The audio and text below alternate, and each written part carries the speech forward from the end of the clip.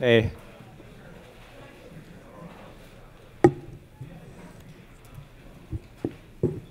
Hi, I'm Neil Ciceriga. I do internet stuff, and I'm doing a Q&A now.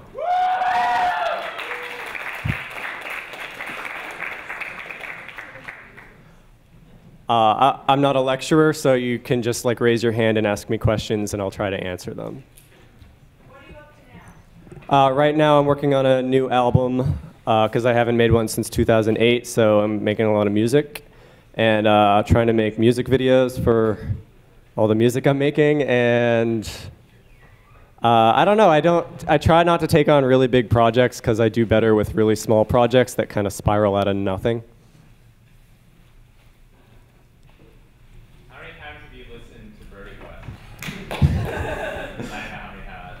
How many times have I listened to I don't have a number for that. While I was making it, I listened to it a lot, and while I was making the video, I listened to it a lot. Brody Quest is, again, it started from like nothing. I came up with the title Brody Quest before I came up with anything else. I was like, what if there was something named Brody Quest? And it was like a quest that Adrian Brody went on. So I was like, I'm going to make a really stupid video. I'm going to upload it to my second channel because nobody will like it. And as I was making it, it turned out way better than I thought. So I like turned it into a cool techno song and made a really crazy video for it. And I probably have listened to it at least 100 times over the course of being on the internet and dealing with Brody Quest fallout. Tell them what our drive to Providence. Our drive to Providence? Oh yeah, I've listened to a lot of Brody Quest remixes. That's a whole other aspect of Brody Quest. For those who haven't seen Brody Quest, it's Adrian Brody walking for like 4 minutes, and then he becomes the universe at the very end. But it's, I don't know, it's just a stupid song I made. Like half of it is like MIDI from the 90s. And people started remixing it and adding rap vocals over it. And there's different ones. There's like Soulja Quest, which is Soulja Boy singing "I'm so fresh, you can suck my nuts" over and over. Then there's Soulja Boy Quest for 10 hours, where somebody made it play for 10 hours. And then there's just, you know, Will Smith and Snoop Dogg. And while driving to Providence recently, we listened to like all the remixes we could find. And there's probably like an entire album's worth of stupid remixes of that song. It's pretty cool. With all of the different genres, so you've done lyrical music, you've done instrumental music, you've done a whole bunch of different types of video work. How has the transition from different creative projects been for you? How have you just gone into so many different things? I guess it's because, I don't know, it's always been, like, I've always made stupid Flash animations and stupid songs and stupid videos with my friends. So everything just started out pretty stupid, and I just kept doing it, and I didn't stop. So, so I don't know, it was pretty natural. I've never felt like, I want to get into writing novels or something like totally out of my areas of experience. But as I get older, that's kind of what I want to do more, so maybe I'll try to make something that's not stupid. How did Potter Puppet Pals get started? My sister, Emmy, who's a really talented artist, did a really short series of little comics where back in like the heyday of Harry Potter fandom, like she just drew the characters she liked as puppets. And kind of as a gift to her, I made an animated version of those cartoons. And this was in 2003, the end of 2003. So I put it on newgrounds.com, and it got like 9 million hits, which was like 50 million hits in today's currency. So I made 2 Flash animations in 2003, and then I didn't do anything for like 3 years, and then I was like, I should make real puppets because people still really like those animations. So then we had the puppets and the stage built, and we made videos, and then those got like 150 million views, so I can never stop making them. Have you noticed like any change to in the way the community kind of works from the days of like the Newgrounds, the Unwacky, to the YouTube and that? Yeah, it's interesting because there's different like humps of each website and each different style of community. Like when I first started doing Flash animation, it was 2001, and I think it was Newgrounds did exist, but it was like really early on in the Newgrounds days. So I just posted Flash animations I made to like message boards that I went to, where there was like 12 people who'd see it, and then they'd pass the link on. And there was, I feel like the way people passed links around back then was very like low tech and just like copy paste this link. You gotta watch this, and then like 100 people would watch it here, and then 1,000 people would watch it there, and that would be it. And like getting 1,000 views on something was kind of a big deal then.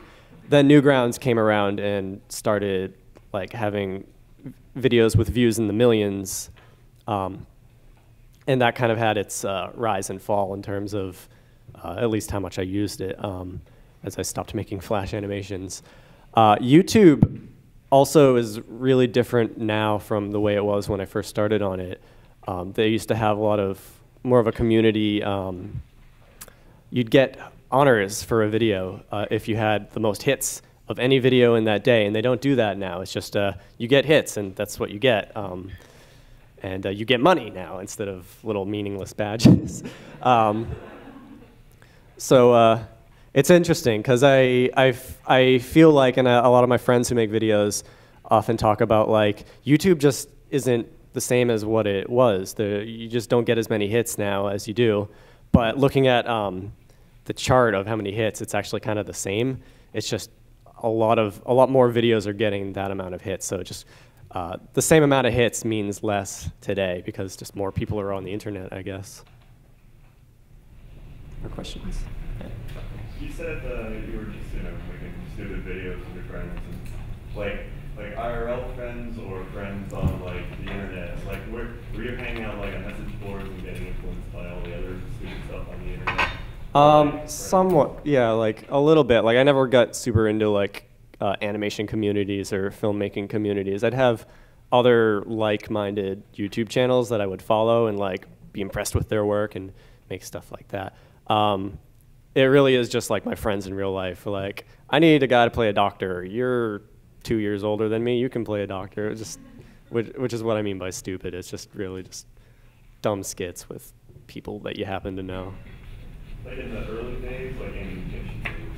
Animutations were like really solitary, weird, creepy Gollum child creations. I still make them. Kinda, no.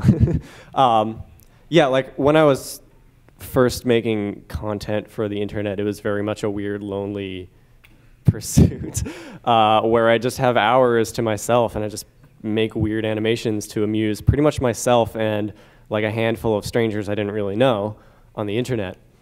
And eventually I would meet some of them in real life. Like over the years I realized I've known this guy for 5 years, and he's in town, so let's hang out or something like that. So it led to some real life friendships, but it's kind of, the animation is much different from live action filmmaking in that regard. You can only do so much if you only have yourself to point the camera at. So.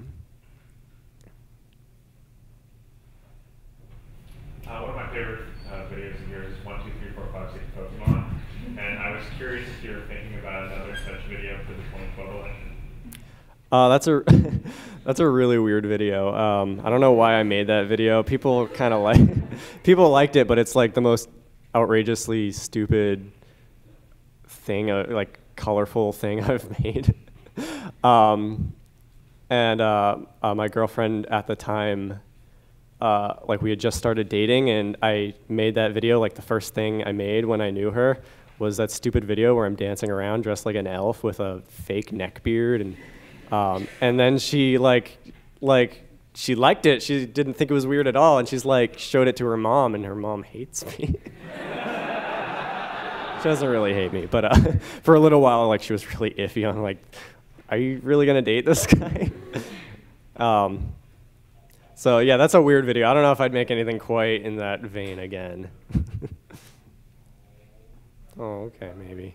I'll hire an actor to do something ridiculous, and I'll take the heat off myself. Hi. Okay, so you talked about a lot, that you spend a lot of your time just sort of like making stupid videos with your friends or people online. Would you say that like it's a product of you having like a lot of free time when you were a kid, or was there just this drive to do it that you felt like it was something important you were doing, or were you just doing it because it was like, I don't have anything else to do? Yeah, it definitely started out as a product of boredom and loneliness and just having the internet and not having a lot else to do, because I just didn't go to school basically.